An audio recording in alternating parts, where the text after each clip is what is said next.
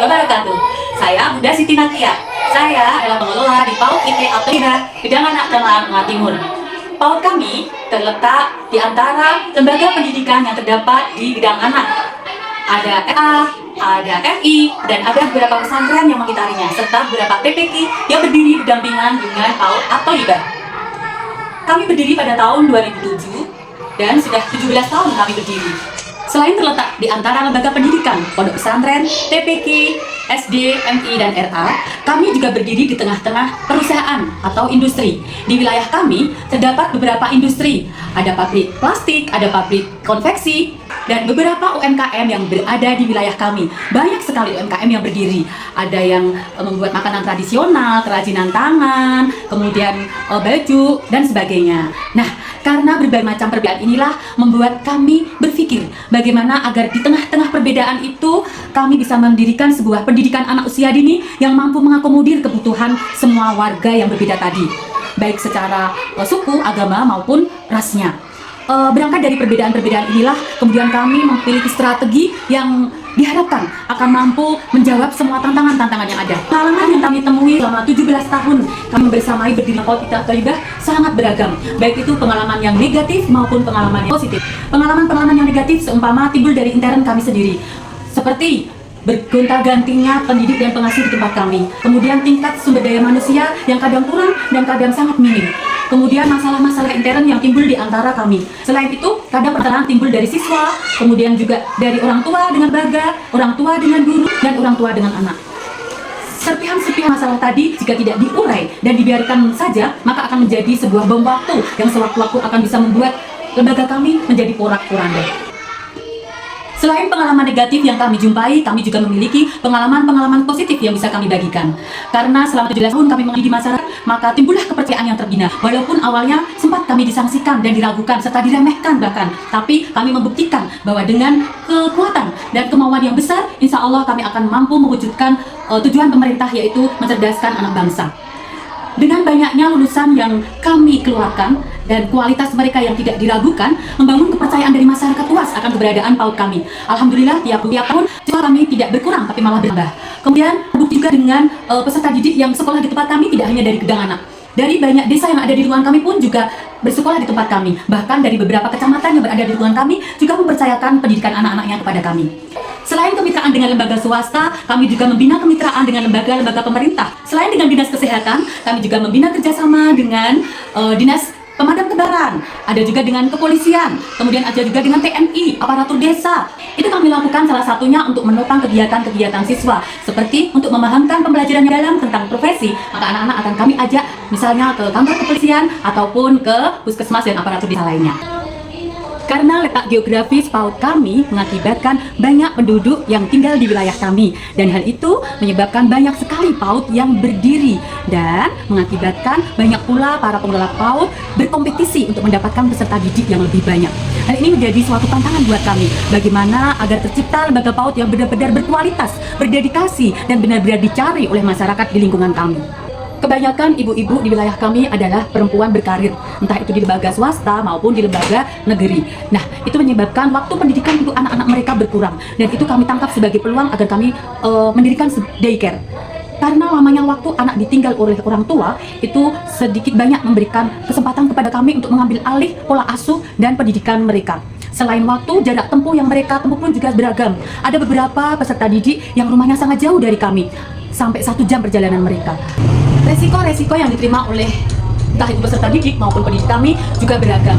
Salah satunya adalah anak mungkin karena jarak tempuh yang jauh tadi mengakibatkan mereka banyak yang sering sakit, kemudian sering kelelahan juga. Kemudian untuk guru pun juga kadang mengalami hal serupa, apalagi di saat musim penghujan seperti saat ini. Kadang guru kami pun juga beberapa ada yang izin karena sakit. Secara psikis, kendala itu juga terasa buat kami karena sudah kelelahan mungkin dengan permasalahan yang ada di rumah, kemudian dengan permasalahan pribadinya, itu mengakibatkan beban-beban psikis yang harus ditanggung, entah itu oleh pendidik kami maupun kepada anak-anak dan orang tua di lembaga kami. Nah, hal itu menjadi sebuah tantangan-tantangan yang besar juga untuk kami agar kami mencarikan solusi yang tepat supaya mereka bisa berjalan dengan enak dan bisa ceria datang di tempat kami. Itulah tadi kendala dan kekuatan yang kami temui, sehingga saya sebagai pengelola berpikir bagaimana memiliki strategi yang tepat dalam mengelola PAUD ini. Nah, muncullah ide dengan slogan Rencana Sisitek Mengelola PAUD.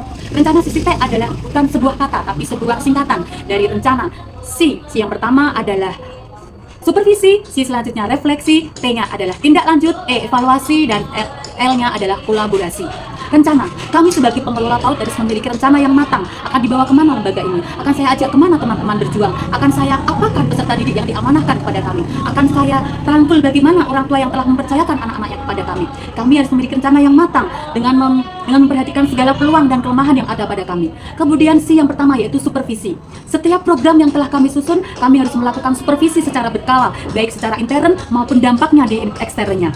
Kemudian setelah melakukan supervisi dan kita menemukan kelemahan-kelemahan serta kekurangan-kekurangan yang ada, kami akan melanjutkan dengan merefleksi bersama.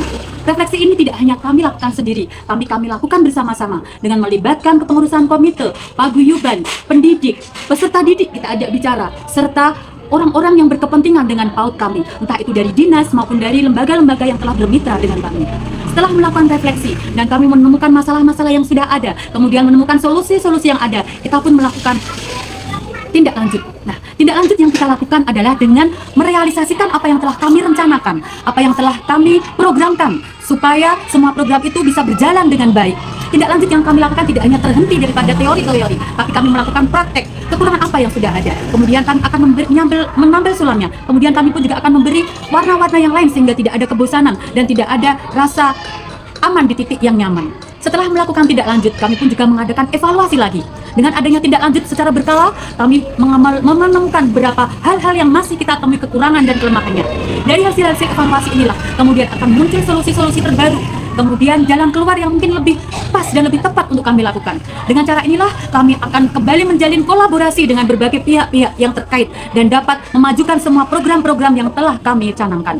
Mengelola lembaga memang tidak mudah, tetapi dengan kemauan yang kuat, kebersamaan, persatuan, dan satu tekad untuk mewujudkan kualitas pendidikan yang dibutuhkan oleh masyarakat akan memberikan peluang yang sangat besar untuk kemajuan kualitas dan kuantitas di lembaga PAUD. Itu tadi adalah strategi yang telah kami rencanakan. Dengan rencana Sisitek Mengelola PAUD tidak akan menjadi hal yang sempurna jika itu hanya sebuah rencana. Tetapi kami pun berupaya agar rencana yang telah kami tata, yang telah kami kelola, itu menjadi sebuah tindakan nyata dan kita praktekkan. Supaya strategi itu berjalan dengan lancar, kami berbagi dengan jobnya masing-masing. Tidak saya sendiri yang melakukannya, tetapi peran serta dari pendidik, peserta didik, orang tua, dan orang-orang ataupun lembaga yang berkepentingan dengan kami, kita minta urun andilnya. Dengan cara kita memilah-milah mana strategi yang bisa dilakukan oleh pendidik misalnya, mana yang bisa dilakukan oleh peserta didik, orang tua, dan lain sebagainya. Dan itu semua bisa terlaksana jika semua komponen yang terlibat bertanggung jawab dengan tugasnya masing-masing. Sebelum melaksanakan tugas, kami selalu memberikan SOP yang tepat, SOP yang bisa dipahami dengan sangat mendasar semua pihak. Itulah salah satu kunci agar strategi yang telah kami ciptakan bisa dilaksanakan dengan baik. Walaupun kami sudah menata dengan strategi yang baik, pembagian sesuai dengan jobnya, namun pastilah selalu ada kendala, ada hambatan-hambatan yang menghadapinya, seperti pendidik lupa, ataupun saya sendiri sebagai pengelola juga kadang lupa mengontrolnya, ataupun mitra-mitra yang sudah kami rangkul lupa dengan tanggung jawabnya, dan hal itu menjadikan kendala yang sangat besar bagi kami. Dan tugas saya sebagai pengelola adalah selalu mengevaluasi, mengingatkan, ngoyak-ngoyak, ngopiak-ngopiak, dan memberikan hadiah-hadiah ataupun semacam tantangan-tantangan bagi pendidik yang bisa menjalankan semua strategi itu. Dan kami yakin dengan adanya kendala, dengan adanya hambatan, itulah yang memacu kami, itulah yang memicu kami agar kami bisa terus berjalan. Karena jika tidak ada hambatan, tidak ada kendala, tidak ada halangan, maka kami akan berjalan pada titik yang nyaman, tidak akan berjalan cepat untuk mencapai hal yang kami inginkan. Strategi kami selanjutnya adalah dengan melibatkan berbagai pihak. Selain dari intern lembaga kami juga melibatkan semua pihak yang ada. Saya sebagai pengelola harus bisa membaca peluang. Mata saya harus tajam, melihat titik-titik di mana saya bisa masuk, melihat hal-hal yang di mana saya bisa berkompeten di situ, sehingga langkah kami tidak setak. Dan keterlibatan dari berbagai pihak inilah yang akan membuat sebuah lembaga itu besar, yang akan membuat sebuah lembaga itu betul-betul kokoh berdiri di tengah arus zaman yang semakin deras ini. Di antara kompetitor yang makin banyak, di antara tantangan-tantangan yang semakin bervariasi, dengan adanya keterlibatan dari berbagai pihak, dan kami bisa merangkulnya, itu menjadi sebuah kekuatan yang tidak akan terelakkan. Nah, Bapak Ibu, itulah tadi sedikit tentang gambaran tentang strategi pengelolaan lembaga yang kami bawa di dalam sebuah pengelolaan lembaga. Kami mengikatnya dengan rencana Sisitek, yaitu dengan merencanakan supervisi, refleksi, kemudian tidak lanjut, mengevaluasi. Kemudian kita juga membangun kolaborasi. Nah, biarkanlah rencana Sisitek mengelola PAUD menjadi PAUD yang betul-betul idaman bagi semuanya. Terima kasih.